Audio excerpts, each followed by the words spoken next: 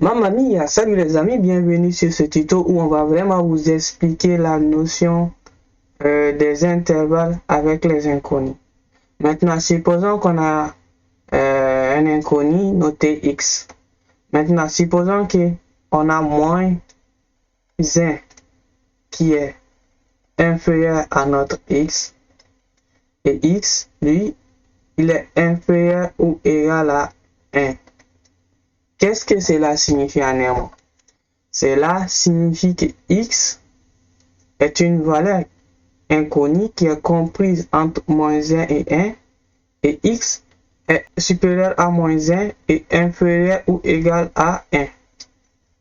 Maintenant, si on veut le mettre sous forme d'intervalle, rien n'est très compliqué. Maintenant, on a -1 ici, -1. La signe de infériorité signifie qu'on exclut -1 parce que x est plus grand que -1. Donc, on ouvre la porte à -1, il va sortir de la maison. Donc, on a l'intervalle ouvert à -1. Maintenant, est inférieur ou égal, cela signifie qu'on garde le 1 parce que x peut être inférieur, il peut aussi être égal à 1. Donc, on garde notre 1 ici. Et on ferme la porte pour que 1 ne sorte pas. Donc, dans notre cas, on a l'intervalle ouvert à -1 et fermé à 1. Cette forme, c'est la même forme que 1 est supérieur ou égal à x et x est supérieur à -1. En voyant ça comme ça, vous allez vous tromper parce que vous n'allez pas prêter attention. En fait, les termes ont changé, les signes ont changé et ça risque de porter confusion. Mais rien n'est très compliqué, vous allez comprendre. Maintenant, si votre signe de supériorité se dirige vers la droite, on va faire le raisonnement à l'envers. Maintenant, on a dit que x est supérieur à -1. Donc, x est supérieur à -1, on exclut -1. -1 sort de la maison. Et x est inférieur ou égal à 1.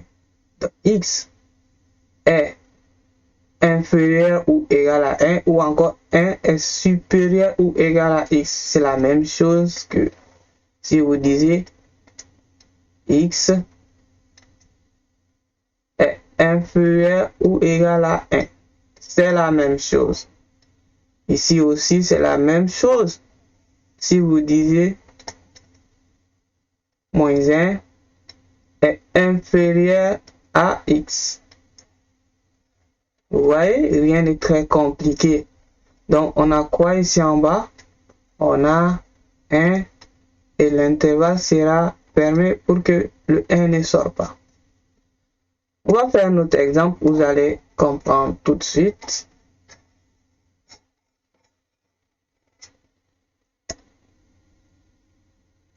Maintenant, avec un autre exemple, supposons qu'on a 2 qui est inférieur ou égal à x qui est inférieur ou égal à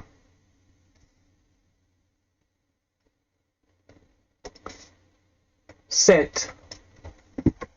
Maintenant, on a cette réponse nous donne quoi en fait?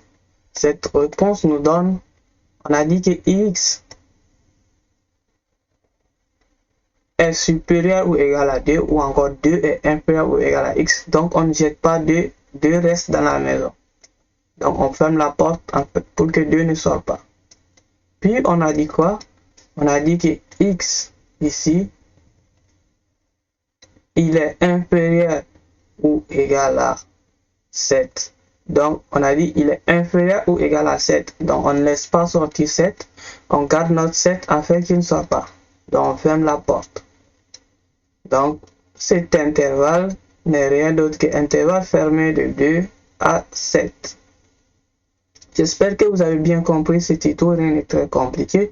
Je vais vous donner un exercice très simple, vous pouvez le faire à la maison. Supposons qu'on a un qui est supérieur à x et supérieur à 2. Maintenant, vous pouvez vous exercer à la maison à faire cette situation. C'est très simple, vous allez le comprendre tout de suite. Et on se dit à la prochaine. Ciao, ciao. Sipping on my cup, got my photo. Sipping on my cup, got my photo.